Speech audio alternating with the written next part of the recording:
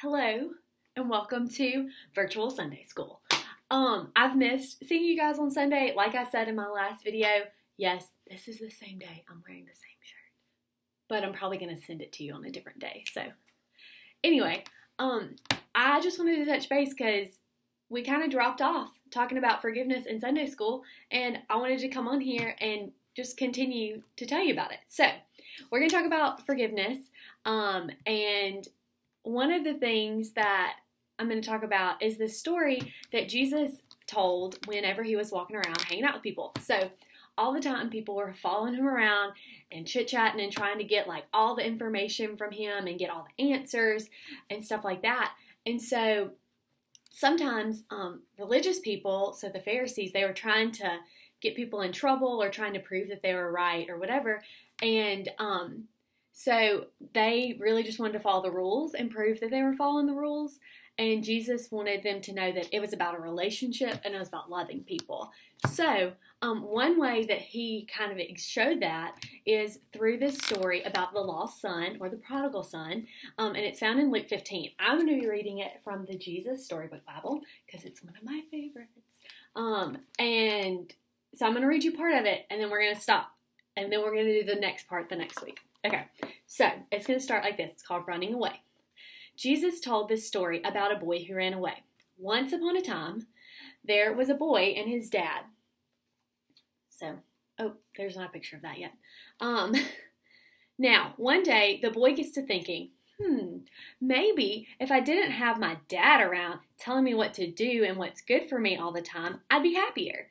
He's spoiling all of my fun, he thinks. Does my dad really want me to be happy? Does my dad really love me?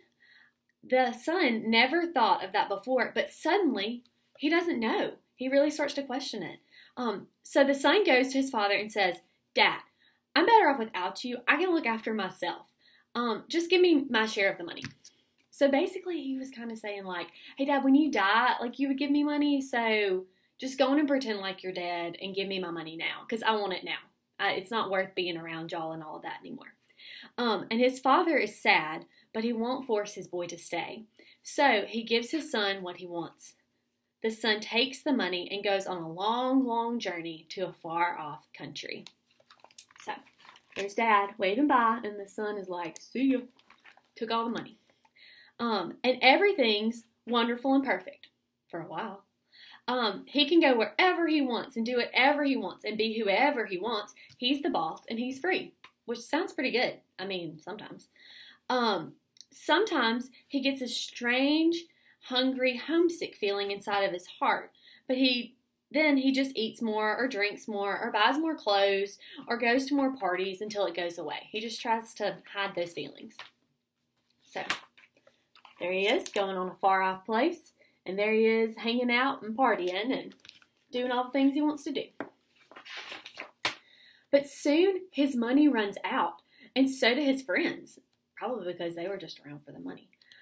He ends up getting the only job he can find, feeding pigs. One day, he is so hungry and so desperate, he even tries some piggy food. What am I doing? He says suddenly, as if he had woken up from a nightmare. He spits, yuck! All of it, ick, out of my mouth.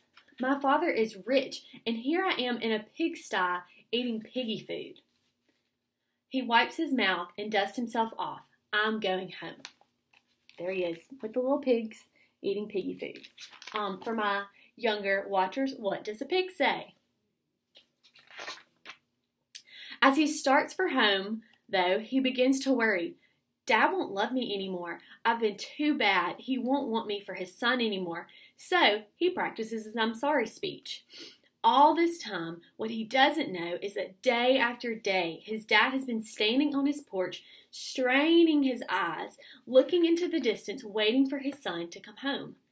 He just can't stop loving him. He longs for the sound of his boy's voice, and he can't be happy until he gets him back. The son is still a long way off, but his dad sees him coming. What will the dad do? Fold his arms and frown and shout and say, that'll teach you. And just you wait, young man.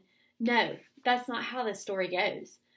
The dad leaps off the porch, races down the hill, through the gap in the hedge, up the road. Before his son can even begin his I'm sorry speech, his dad runs to him, throws his arms around him, and can't stop hugging and kissing him. See his dad running? He's so far off. Let's have a party, his dad shouts. My boy's home. He ran away. I lost him, but I have him back. Jesus told them, God is like this. The dad who couldn't stop loving his boy. And the people are like the son who said, does my daddy really want me to be happy? Jesus told the people this story to show them what God is like and to show people what they are like, so they could know however far they ran, however well they hid, however lost they were, it wouldn't matter, because God's children could never run too far or be too lost for him to find them, to love them, and to forgive them. Okay, so that's the end of the story for today. And then the next story is going to be another person in the story's reaction, and he wasn't very happy about it. So stay tuned to that. Okay, I think that's it. That's it for the story, and I'm going to touch base with your parents about some other fun things that you can do to remember it. Okay,